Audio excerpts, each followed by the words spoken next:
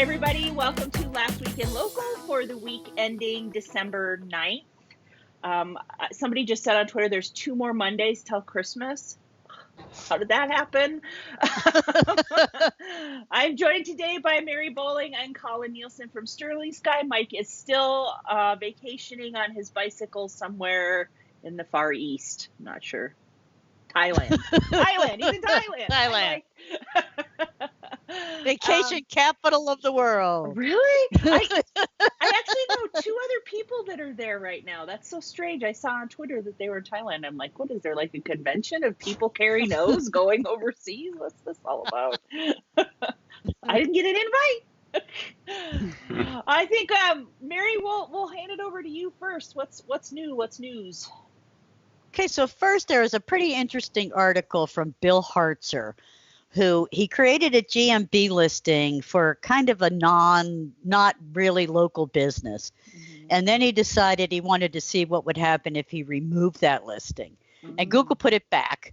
And then he removed it a second time. So it's a pretty long, involved case study about what happened when he removed his Google My Business listing and how it affected his pack rankings and organic rankings, and it's definitely worth a read if you've ever wondered what will happen.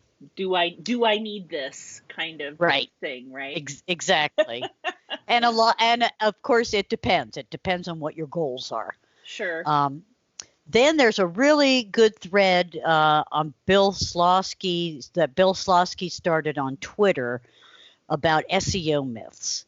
And it's really thought-provoking. There's a lot of people that chimed in on it, and I would pay particular attention to Bill's answers because he is, one of the best technical SEOs I know of.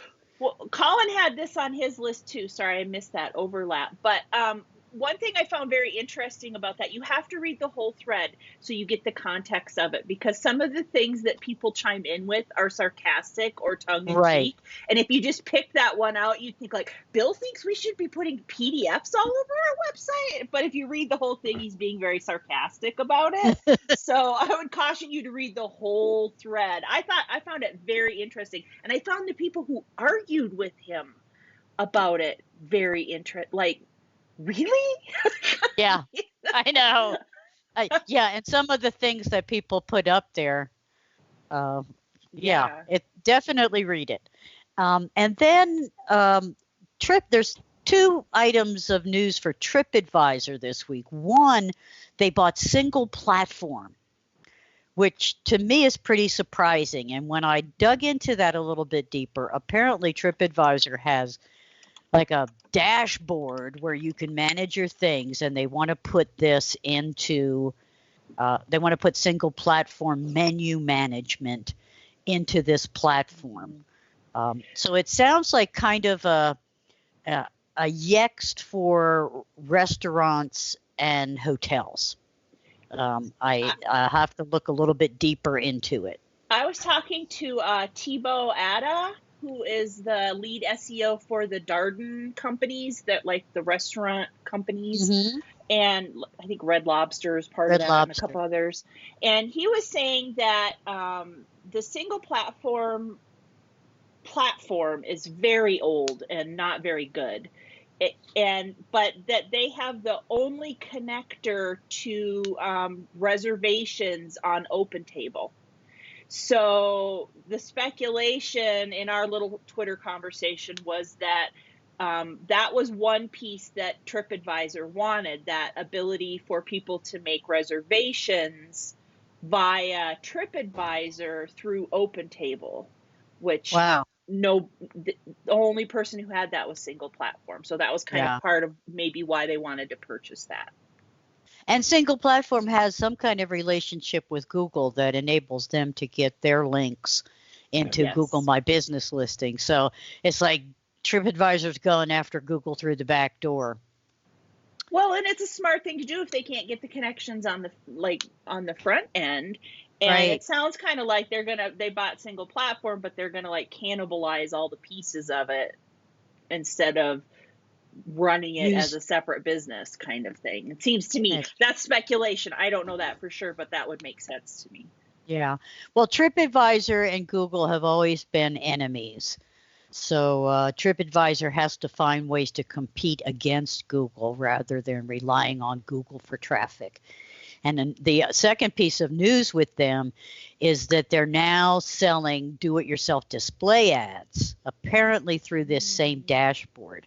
Huh. And that's Display an effort, ads on TripAdvisor? On TripAdvisor, Okay. yes.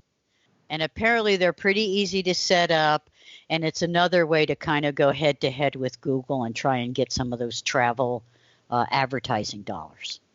And that's my news for the week. Colin, go for it. What do you got for us? Yeah, live from my extra red office today. Not sure what's going on. So there was a post at the local search forum, and it was actually highlighting a tweet from Glenn Gabe, and he had noticed that the black labeled sort of ad indicator was showing up in the 3-pack. And then Joy kind of responded saying, well, we'd already seen this, but then Glenn pointed out that this is actually on desktop. So these black ads that basically blend in with the 3-pack have been on mobile for a little bit, but they're actually now showing up on desktop. And in this thread, if you go look at it, there's a before and after screenshot, and it's mind-boggling. You virtually cannot tell that there's an ad in the 4-pack in the second screenshot. Yeah, I think that Google's going to continue to skirt the what looks like an ad, what doesn't look like an ad. I can't recreate it, so I think it's probably a limited rollout, or they're slowly rolling it out. It or seems that testing way. it or something. Yeah. Mine are still green, but it seems like Google really is working on pushing the edge of that envelope. Like, how much can we get away with before people start screaming about us not labeling our ads or something like that? I don't know. Whatever. Before the government gets involved. Yeah, that's what I think they're pushing back against. When the FTC says, "Hey, you need to disclose this," then they'll darken them up a little bit or something. I don't know. Put a black background with white text or something. Well, it's interesting too, because in the 3-pack is pulling in additional features now too. The Google Posts are getting pulled into the 3-pack. So with all the noise going on, it makes it even harder to decipher that there's this little tiny ad, because there's all these other things showing up there as well. Yeah, and when they pull those, like, what did you guys name those little snippets that they're pulling into the 3-pack? She calls it. Well, there's the Google Post snippets, but then there's the website mentions. Yeah. Get pulled in. There's a third one as well. They have little, like, not emojis, but little symbols next to them. So it's like one more little graphic thing to kind of confuse the eye a bit, I think. Yeah. For sure. Then I think it was Glenn that tweeted it, where I originally saw it, but it was a tweet from the Google Webmaster Central. And they have a messaging interface inside of Google Search Console, which I think is really useful, particularly where we've been using it already, is the monthly performance reports that would used to get emailed out now show up in this messaging spot as well, which can be really good for client reporting. So like I was looking at one example here, and it goes through the right at the top, your top growing pages, and it compares them to the previous month.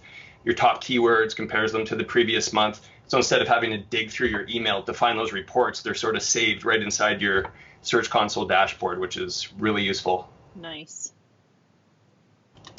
Very useful. Then, especially if you have a lot of clients, what do you get? Like 40 of those emails a month, right? And the subject line doesn't have the client name in them, so you have to click into every single one to figure out which one you're looking for. Yeah. Pain in the butt. Yeah. So I don't know, because we just got a rash of those emails. We got the 40 plus emails the other day around the same time that they launched the messaging feature. So hopefully one will remove the other from still happening. Hopefully they're not going to still continue to send the emails out. But there's probably a setting to shut that off. I was going to say, or they'll give you a way to opt out of the emails or something. Yeah. Mm-hmm. And then over the Sterling Sky blog, we put something out just around a really commonly asked question, probably the most frequently asked question that we kind of see in the world of local SEO is like, help, I got a negative review from someone that's not my customer. Mm-hmm. And what are the scenarios where you can actually prove to Google that the person is not your customer? And there was 3 things. So in this article, we pointed out that extortion is one, which I've dealt with recently for clients, where if you can provide them with a letter, if it's a screenshot from an email between the person that left the review and the business saying like, take this down and I will do X, Y, Z, Google will act on that 100% of the time. Public media attention. So the example in the article was the Dr. Walter Palmer, the dentist, who went hunting, killed a lion. A few years ago that happened, but we've seen cases since then with not as prolific cases, but like one was a real estate agent that said a couple things at a conference and then it somehow ended up on the news and he got a bunch of reviews as a result of this. And we just sent Google the news article that people were referencing in the reviews and they took them all down. And then ex-employees was the 3rd example of negative reviews that you can get removed. So with the ex-employees one, you have to have like some kind of public proof that they worked for you. It can't be like a pay stub that you share. It has to be like their LinkedIn profile or something, right? Exactly. It's a good point. Or you kind of hope they say something in the review. Often they will say like, hey, I used to work here and this company sucks. But if they don't show that, then it has to be some kind of public facing document that you can show them. And my biggest tip for that is screenshot it. Because they can go back in and edit it and take that out. And if you haven't screenshot the old one, I mean, Google probably has it saved like a versioning deep in the depths, but they're not going to go proactively look for that for you. So if you see it, screenshot it. To me, it's crazy that somebody could put up a fake LinkedIn profile saying they work somewhere, and that's proof to Google, but a copy of a pay stub from a business is not proof to Google. I mean, there's something wrong there. Yeah. It's a good point. They have their sort of reasonings behind things, not that we're necessarily aware of them. Another one is like along the lines of providing them with proof. There's certain directories like the Better Business Bureau. They will accept as proof for certain types of spam reporting, but something like Yellow Pages or other things that are authority-wise just as big, they just won't accept. So they have their kind of weird reasoning behind these various things. That's interesting because I think a lot of the authority behind the Better Business Bureau is false. Yes. Agreed. It's fake. And then that brings me to my last one, which was the tweet that went out from Danny Sullivan around neural matching and how it impacts local SEO, which is obviously extremely relevant. On our end, what we kind of correlated this with was what we have been seeing through all the Bedlam sort of analysis that we've done across all their clients and some other businesses, where it seems like if you look back to Possum, it was all about proximity. There's this huge update that impacted local, whereas this one seemed to be about relevance, and which kind of this whole neural matching concept is about in a lot of ways. So as an example, we have been seeing cases similar to like a personal injury lawyer that does personal injury first and foremost, but they're also an employment lawyer. So obviously you've got personal injury as their main GMB category, employment lawyer is an additional category, and historically they've only ranked number maybe 8 or 9 at the most. But we've been doing all kinds of on-site content additions, backlinking, stuff to build relevance into the employment lawyer field. And as of this update, they jumped into the 3-pack for employment-related stuff. So Google's clearly reading additional signals outside of the traditional like GMB category and that type of stuff, proximity. So the secondary categories are being given more weight, maybe, or that's more relevance based on what they can match from what they know or can imply from other sources. Yes, and in particular, the content on the website. Because one part of his tweet, he talked about neural matching allows Google to better understand when users' queries have local search intent, even when the business name or description aren't included. And I didn't think that was necessarily a problem, but apparently it is. but so I can see where they're saying, okay, this business does this or sells this, but they also do this, and this. And instead of it just being ranking really well, like as a plumber, they're also ranking really well as heating, air conditioning, ventilating, water softener, backflow testing, all the other secondary things that they do as well. I think we saw a lot of spam come into the 3-packs, into the maps results with this change. And I'm seeing some of it kind of go back out again, but I'm still seeing a lot in there. And it seems to me like what they've done is kind of turned up the dial on the relevant signals from business names and descriptions as well. So it's not just from the website. The spam was coming in because the business name with those crappy spammy keywords stuffed in there seem to get turned up as well too, right? I mean, that's what it seems like to me. Yeah, and they were resurfacing. Yeah, for sure. Yeah. It's interesting. What did they call it? They called it the November 2019 local search update. I know. Their naming conventions are terrible. Whoever left and took away like penguin, panda, possum, those kind of naming conventions and brought these in, it's terrible. But it seems to me like I saw a word come up in Twitter when they were talking about that. Somebody said latent semantic, and which is like a fancy word for synonyms.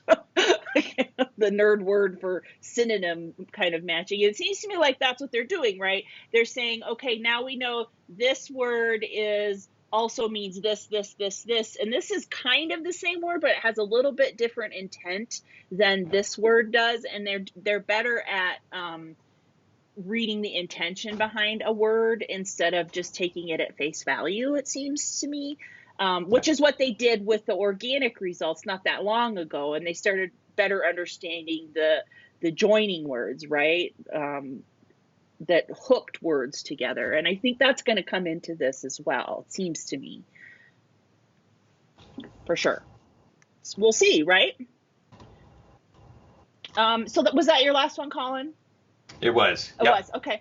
Tim Capper wrote a step-by-step guide to setting up and optimizing your GMB listing for restaurants, which as we kind of discussed when we were talking about the TripAdvisor single platform thing, they have some unique challenges that other categories don't. I would say they're not quite as challenged as hotels, but maybe they're second on the list for challenges because Google keeps sticking things in there that some restaurants don't want in there, like DoorDash and Grubhub and all that other stuff. So I thought Tim's guide was a really good kind of step-by-step, this is how you need to do this sort of primer, maybe, to kind of guide anybody who manages restaurants down the right path for sure. Yeah, that's a good point. And Tim, just on that note, I think for anyone that does happen to work in that field, hospitality, and whether it's resorts or restaurants, his content, probably more so than anyone I know, is kind of the best. And it goes into depth, and it's like how-to type guides. He's really good at that particular vertical. And a really kind of pain in the ass vertical, to be perfectly honest. I mean, of all the verticals you could handle, I think travel and hospitality seems to be the one that Google really wants the dinero from, and so they mess with it so much, make it so hard for these business owners. The chain people probably like a lot of the things that Google does. And I have a suspicion that those are the people that Google talks to about all these changes. And the chains are like, oh, yeah, that's a great idea. Let's do that. Just stick it right in there. We'll pay our 10-15% commission for that. No problem. And the little guy with the little one location boutique hotel is like, whoa. I don't want all that stuff. And so I think Tim's really good at addressing the issues for the little guy, the single location guy, and also kind of the bigger enterprise pieces of it. So for sure, he's the resource to go to. Mary did a Whiteboard Friday last week at Moz, where she talks about how relevance, proximity, and prominence kind of all work together to craft a result with local intent. So why do these things show up? And if you move your location, why do different things show up? Or if your query indicates a different location, so maybe not near me, maybe the best versus near me kind of type queries, and how the algorithm delivers different things, which I thought you did a great job of making it very simple to understand. Like, this is something I would stick in an audit and be like, this is how this works. Because, well, thank you. I think clients don't get it. No, they don't get it, and you need to have a really simple way to show it to them. For sure. We also, the last thing I have is we just released live ticket sales for our next Local U event, which is going to be in Atlanta. We're doing a Local U Advanced Google My Business Masterclass. This is going to be all Google My Business, from soup to nuts, every single piece of it, advanced content for in-house enterprise marketers, agencies. It is not going to be a beginner, this is what GMB is kind of course, for sure. It's definitely a master class. Right now, tickets are just $5.99. The event's in downtown Atlanta on March 25th. We're releasing the agenda, we believe, January 6th, at which time pricing goes up $100. So if you want this really great introductory rate, you have to do it now. So I think, is that it? Are we good? Anything I think else? we are. We're good. Great. Yeah. Thanks everybody for joining us this week for Last Week in Local. I believe Mike is back next week. I think. We'll see. We're not sure. I think so. We hope you all have a great week, and we'll see you next week. Thanks, everybody. Thanks. See ya. Bye-bye.